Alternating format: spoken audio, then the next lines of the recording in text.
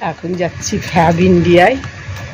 প্রত্যেক বছর পুজোর আগে আমার হাজব্যান্ড ফ্যাব ইন্ডিয়া থেকে পাঞ্জাবি কিনবেই, একটা দুটো, তাই যাচ্ছি একটু। এবার বোধহয় একটাই কিনবে, অনেক আছে, তাই যাই। চলে এলাম ফ্যাব ইন্ডিয়া, দেখি।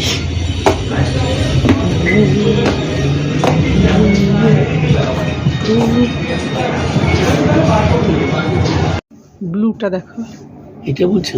হ্যাঁ, একটু পুজোর সময় তো একটু অন্যরকম। দেখলে চাই ওটা দেখো, পুজোর সময় না একদম প্লেন নিও না, একটুখানি।